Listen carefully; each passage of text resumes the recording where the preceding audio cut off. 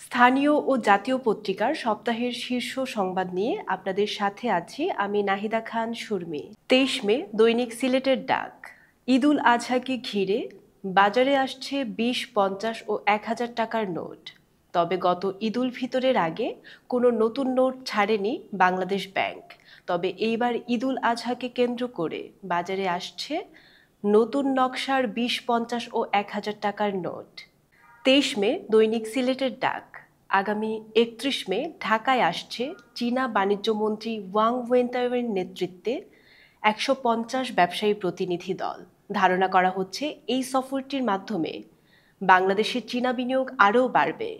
পররাষ্ট্র মন্ত্রণালয়ের একটি সূত্র জানায়, এই দলটি ঢাকাতে সফর করবে আগামী 31 মে থেকে 2 জুন পর্যন্ত। 24 মে সমকাল। ডক্টর ইউনূস থাকুক, তবে ডিসেম্বরে নির্বাচন চায় বিএনপি। প্রধান উপদেষ্টার পদত্যাগের আলোচনা সামনে আসার পরেও জাতীয় নির্বাচনের দাবিতে অনড় বিএনপি। বিএনপির ভেতরের সূত্রগুলো বলছে, ডক্টর ইউনূস প্রধান উপদেষ্টা থাকুক, তবে ডিসেম্বরেই যেন নির্বাচনের রোডম্যাপ ঘোষণা করা হয়। 25 মে দৈনিক সিলেটের ডাক।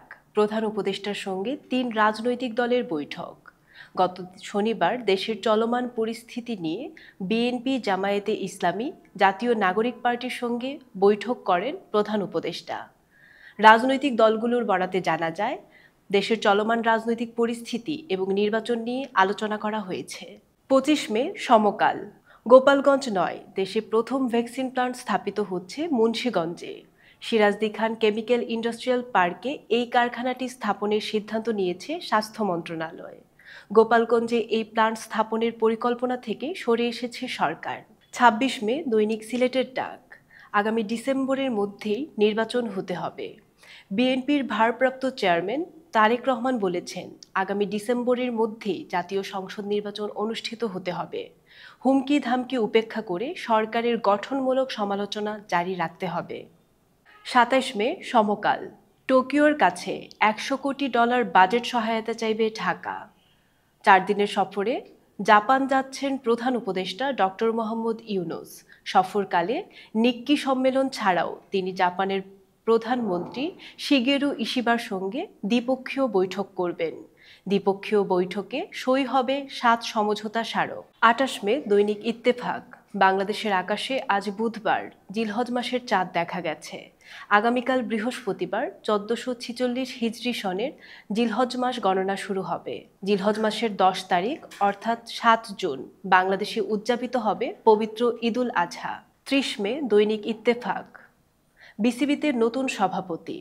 বাংলাদেশ ক্রিকেট বোর্ড বিসিবিতে নতুন সভাপতি নির্বাচিত হয়েছেন জাতীয় দলের সাবেক অধিনায়ক আমিনুল ইসলাম বুলবুল। জাতীয় ক্রীড়া সংস্থা এনএসসি থেকে এই অনুমোদন পান তিনি।